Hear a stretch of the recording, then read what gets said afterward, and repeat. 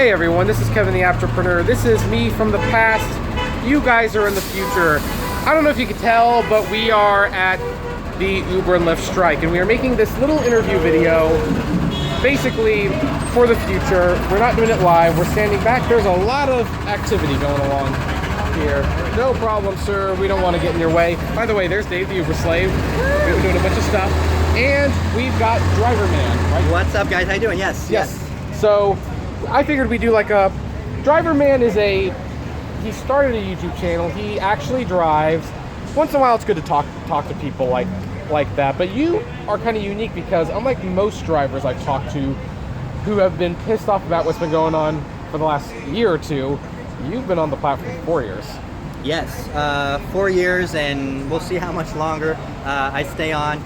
Uber, no, I mean, I stopped driving Uber, honestly, a little while back ago, but I am still registered with Lyft.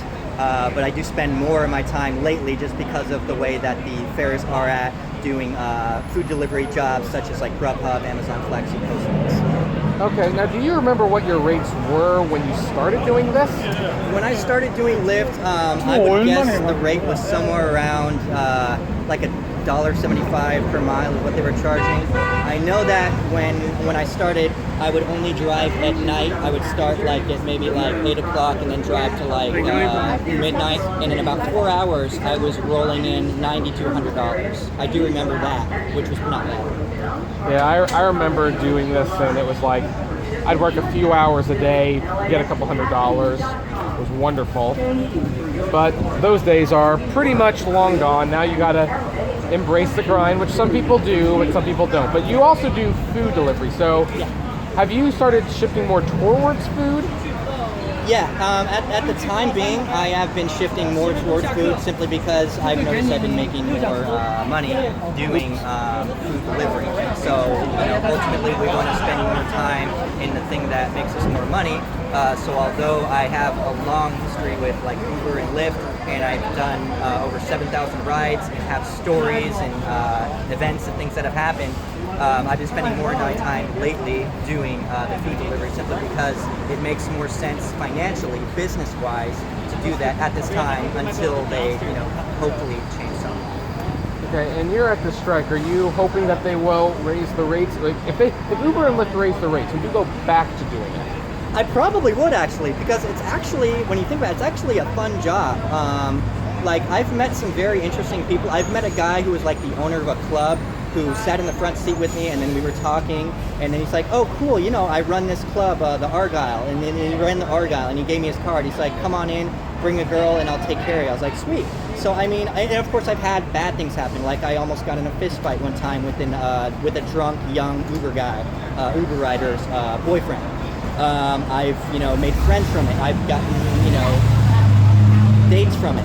There's numerous things that have happened, and then of course bad things that have happened. But overall, I would say most of the intoxicated people that I've encountered have been fun. There's of course the angry drunks who will maybe like insult you and use profanity and be like, oh, I want this, or change the radio, or go here, go there. They're demanding. Even some people when they're not drunk are demanding. But I found out some people can actually be very friendly, very cool, and nice to meet. So this probably already answers the next question, but like, do you think Uber is worth saving at this point? That's a very good question. I mean, it's an ingenious service when you think about it. It's very convenient because taxis have always been around, but because they're like expensive, that's always been kind of the gripe, the issue with people is the cost of riding in a taxi, which was why there was still so many DUIs happening, because nobody wanted to shell out $50 to go home. So in a way, Uber has been good in that sense that it's lowered drunk drivers on the road because it's much more affordable. So I think the service is good overall. The problem is just that it needs to make sense. So is it worth saving? Should this service continue? I think it should. I think that Uber and Lyft should both continue doing their service, but alter it in a way that it makes sense for those who are doing the job, who are driving in their own car, spending their gas, putting wear and tear on their tires, spending money on oil changes, brakes, etc., car insurance, getting in, possible accidents. putting their safety at risk as well, because even though generally it's a safe thing to do in general, because people are screened, still things still happen. We've seen in the news drivers getting attacked, and of course passengers even more so have been getting attacked, killed, raped, and we don't want any of that. That is no good.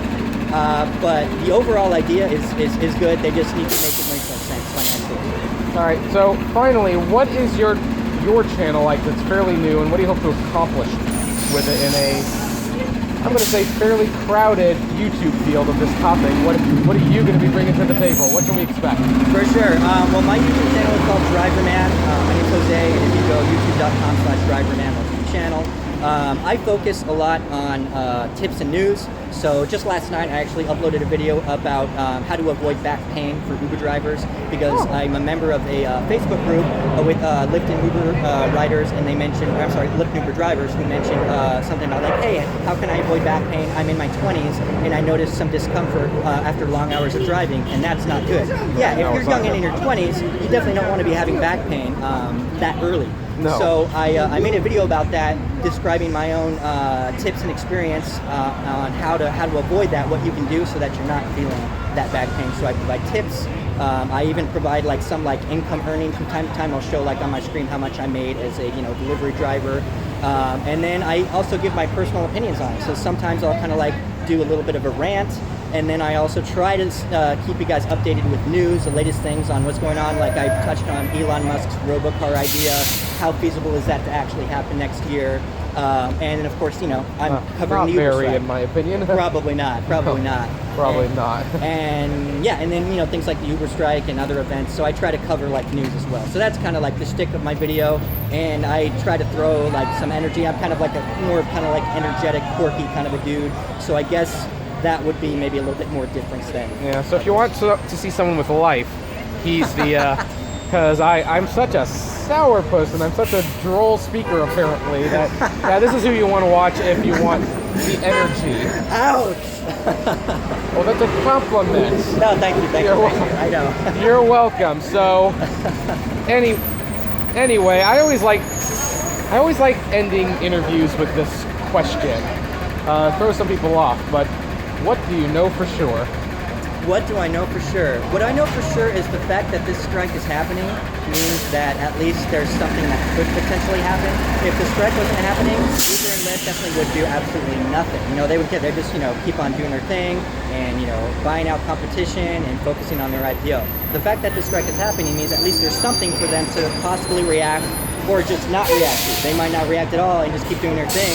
And I think the reason being is because one thing, other than something that I do know for sure, is that for whatever reason, people will continue driving. Some will, because I'm watching on these threads. Even though there's a lot of people who are striking, some people are doing the opposite. They're like, oh, great day for me to make a lot of money. So they're going on the road, turning on the app, and trying to take advantage of the surge with other people not on the road. And we can see the Uber and Lyft stickers just everywhere today. Yeah, so that's what I know for sure is that people are going to continue doing it even if the pay is really low, and it's kind of counterproductive to what the strikers are trying to do, which is bring them more money. All right. Well, thank you, Driver Man, for joining. You can check out his link to his channel below. As for my channel, the one that you are watching on, whose opinion is not expressed in as energetic a way, what do you think about any of this? Your thoughts, opinions, I'd love to know. Comment below. Like, favorite, share, subscribe to both our channels. If you enjoy the videos, consider becoming a Patreon member. It's totally optional, but even as little as $1 a month goes a long way to help the channel run smoothly and get things like, the microphone and everything. Also, if you're getting tired of paying a lot of gas, check out the Get Upside app below. It's free. You get cash back on every gas purchase. Check out the Apptrepreneur vlogs. It's a new channel, new content every week. And if you want to talk to me or maybe him, who knows, on Facebook, check us out at the Apptrepreneur Hangouts. And as always, blame responsibly. Thanks, Have a good one. Thanks for having me, Ted. Oh, you're welcome.